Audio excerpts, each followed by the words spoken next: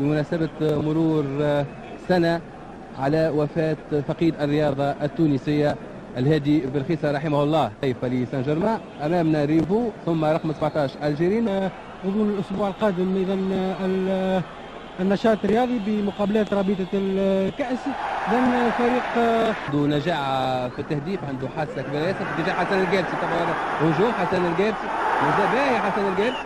حسن الجابسي في اتجاه زيادة الثاني، لكن تتقسم من فول السحباني طويلة داكوستا والثاني، وثم الكرة ما توصلش من الهجوم باهي طيب من الشابي، وثم مخالفة لفائدة الترجي الرياضي التونسي معروف بالمخالفات نتاعو، وتسديدة كبيرة ياسر، تسديدة قوية ياسر من توفيق الهيشري الجابسي. والترجي الرياضي التونسي حب يفرض نسق لعبه في هذا اللقاء، وهذه محاولة لفريق الترجي الرياضي التونسي عن طريق زبط الهيشري. حسن الجابسي ممتازة من حسن الجابسي، وتحصل على مخالفة. يفت بسرعة ماركنزاري في اتجاه داكوستا، ممتازة من داكوستا، يهرب على المراقبة داكوستا من الجهة اليسرى، يوزع في اتجاه حسن الجابسي ليفتح النتيجة لصالح الترجي الرياضي التونسي في الدقيقة 12 من هذا الشوط الأول. ممتازة من اللاعب البرازيلي داكوستا، ونشوفوه كيفاش يفلت على المراقبة من الجهة اليسرى، يوزع الكرة في اتجاه حسن الجابسي، كان تليق أمام المرمى. إذن ثم خدمة منير، شوفوا داكوستا هرب إذن على ربي سلطانة ويوزع، وحسن الجابسي يكون في موقع إذن شرعي ما فيه حتى شيء، كرة كانت ورائية إذن خلفية، ويكون الهدف الأول في الدقيقة 12 عن طريق حسن الجابسي، وهكذا تغير النتيجة وتصبح هدف مقابل صفر لفائدة الترجي. إذن البداية موفقة للترجي الرياضي التونسي في هذا اللقاء. هم حسن الجابسي مع فايزلي، ترجع مرة أخرى للترجي الرياضي التونسي. نغوتي مرة أخرى، برونو نغوتي وفلورون موريس، وترجع لصالح الترجي التونسي الهيشري في اتجاه داكوستا كجناح ايسر. داكوستا حاول يوزع وتصدم بالدفاع بالجيرينو فلوريون موريس، لكن معاه سيد الدين الشيخي، توصل الى توفيق الهيشري يغير كليا الاتجاه. ثم زياد التمثاني مع فايزلي، زياد التمثاني مثل حضر كنت من حسام الجابسي، تسديده كانت قويه. البدله في النهايه خرج هذه الكره وترجع سيد الدين الشيخي، وثم باهي من حسن الجابسي ممتازه جدا، عطاء الى حد الان ولياقه بدنيه ممتازه في اتجاه زياد التمثاني قصيره، وتسديده من داكوستا، وكان في موقع تسلل بالنسبه ماركو سيموني غير الاتجاه في اتجاه فلوري موريس، وثم ممتازه من شكري اللاعب طارق ثابت، ثم ماهر كنزاري في اتجاه داكوستا يحاول باش يسدد، لكن المسدد ضعيفه شويه، وترجع من ربي سندراتانا. ثم ماهر كنزاري يكون الكره لكن طويله في اتجاه حسن الجابسي، وتدخل من فايزلي ثم نغوتي. الان فايزلي طويله، وترجع في اتجاه حسن الجابسي مع نغوتي. حسن الجابسي باهي مع طارق ثابت، عمليه طارق ثابت ممتازه جدا من زياد التمثاني، ممتازه جدا فيها خدمه كبيره ياسر، هدف من نوع الممتاز بكل صراحه، قولوا هذايا بدون انحياز بدون عاطفه من حسن الجابسي. فنشاهدوا في الصوره، هذه اعاده وشاهدوها ممتازه جدا. نعاودوا نشاهدوا الصوره، حقيقه فيه برشا خدمه. شوفوا العمل الكبير، توصل الكره الى طارق ثابت بل ما تهبط، شوفوا، وزياد التمثاني بالراس يسجل الهدف الثاني، حقيقة ممتازة جدا. نشاهدوها في المنتخبات الأوروبية. وفرصة أخرى زياد التمثاني ورائية في اتجاه الشابي، مراد الشابي، وداكوستا، والكرة ما توصلوش، ترجع من الدفاع وتخرج الكرة من جيرا، ويتعكس الهجوم لفائدة فريق سان جيرمان. وقبل كان منير معلول هو فتح النتيجة بالنسبة لفريق الترجي التونسي. حسن الجابسي باهي ممتازة من حسن الجابسي، ومباراة طيبة جدا، وترجع من كل لوجان مرة أخرى. فريق الفرنسي الجيرينو نغوتي نجوتي فورني داخل منطقة جزاء سيموني ماركو سيموني فلوريون موريس تسديد وكتب الحارس على مرتين بشكل واحد. مراد الشابي في اتجاه مارك كنزاري للشابي باش يوزع وما فما حد. مرة أخرى ترجع الكنزاري يسدد والدفاع مرة أخرى لمراد الشابي. يتوغل يوزع والحارس بفضل سرعة لاعبيه واتقان الهجومات المعاكسة كان أدنى به المرحوم الهادي بن فيصل. ترجع كرة إلى الشابي يحاول باش يسدد لكن الزمن تاعو بعيد يلزم إخراجها بعيدة. ماركو سيميوني في تنفيذ هذه الركنية أرضية وترجع فرصة فلوريون والهدف لوران فورنيي يذلل الفارق. ما زالت الفرصة ثم شابي داخل ورجع ورائية ولكن ما ثم حد ممتازة من مراد الشابي. وثم زياد التمثاني ورائية وممتازة وثم الشريف في موقع تسلل. تماس سراج الدين الشيحي طارق ثابت حسن جابسي طارق ثابت وتدخل من الدفاع اتجاه فلوريون موريس طويلة وثم سيميوني تعليق سيميوني رجع كرة وباهية من شكر الوار وفرصة ومرقة شكر الوار يتألق وتدخل سراج الدين الشيحي قوية برشا. وفي هذه اللحظة بالذات يعلن الحكم السيد جمال غندور عن نهاية الشوط الأول بنتيجة هدفين مقابل هدف لفائدة الترجي الرياضي التونسي. نلتقي سيداتي سادتي مع بداية الشوط الثاني. نرجع إلى زياد التمثاني يحاول باش يسدد لكن بعيدة وما زالت إلى الشابي رجعت بخارج الرجل وتسديدة من الشابي والحارس يخرجها ويحول وجهتها إلى الركنية. باهم الشابي ممتازة جدا والحارس يحول وجهتها قابل يهرب على نجوتي. جيلسون يغير الكرة وياخذ ممتازة من كنزاري. ممتازة جدا التصويبة من مسافة بعيدة. يلزم التصويبات من هذه المسافة حتى يتمكن من مفاجأة لكن الحارس كان موجود وتدخل ممتاز من طارق ثابت يحدث الهجوم. زياد التمثالي مازال محافظ على كورته لكن حسن الجابسي موجود. ممتازة جدا من حسن الجابسي في مكان قصير في اتجاه جيلسون وثم نجوتي وثم زياد التمثاني وتدخل من دومي في النهاية ثم راي وتعكس الهجوم ثم الشيحي ثم ماهر كنزاري ويتدخل نجوتي. ترجع إلى طارق ثابت. حسن الجابسي طويلة في اتجاه الشابي لكن تدخل من لاسير وإدميلسون يعكس هذا الهجوم. إدميلسون مازال يقدم إدميلسون وتدخل من بشير السحباني. فريق كامل ربما في الشوط الثاني. هذا هجوم من فريق باريس سان جيرمان. باتريس لوكو يخلي الكرة واختيرة ثم تدخل من الدفاع. اختيرة كرة على اثر التصويبة هذه القوية وباتريس لوكو ثم تسلل ثم إشارة من مساعد الحكم. ثم سراج الدين الشيحي لكن تهرب من جافا مازال محافظ على كورته وترجع إلى إدميلسون من ناحية اليمين ويخرج شكل الواعد خرج في الوقت المناسب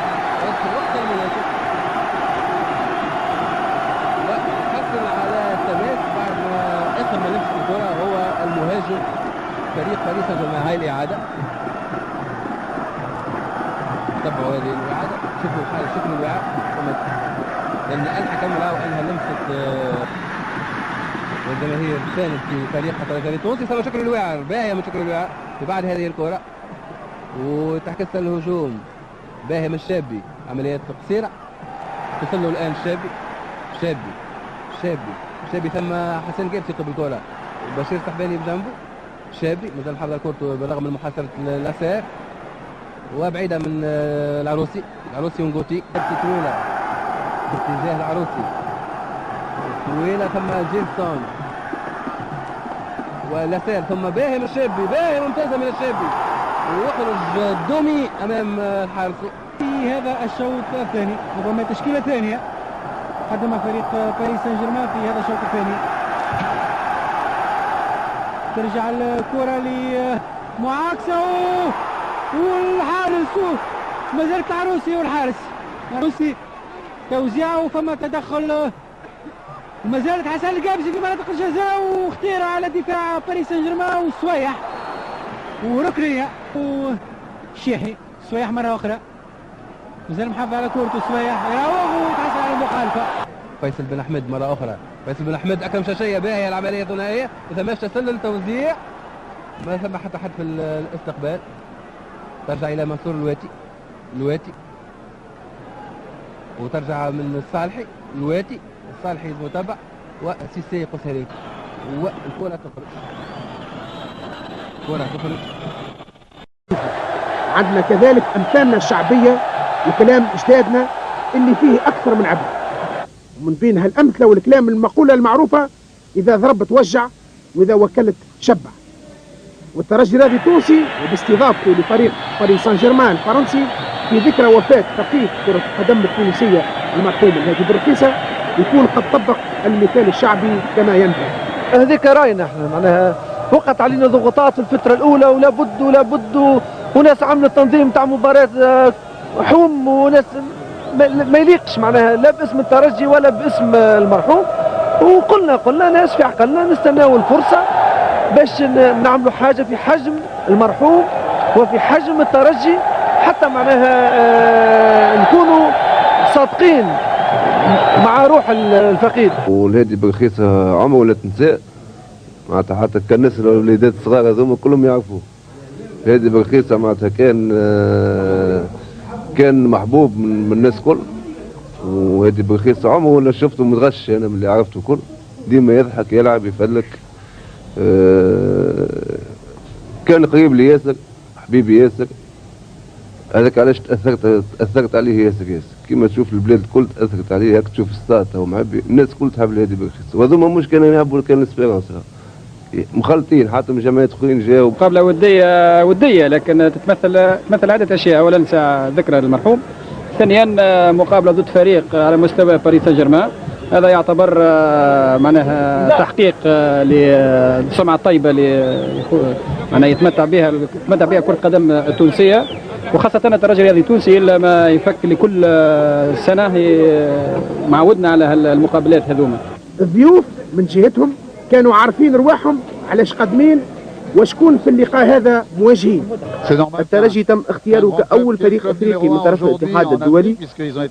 تحول باريس سان جيرمان لتونس يندرج في اطار تمكين العلاقات مع هذا الفريق خاصة على مستوى تكوين الشبان، باعتبار أن الترجي الرياضي من أحسن ما هو موجود على الساحة الأفريقية. C'est vrai que le football africain est en plein développement. كرة القدم الأفريقية في تطور مستمر، وضروري في بعض الأحيان ملاقاة والاحتكاك بأبرز الفرق الأفريقية.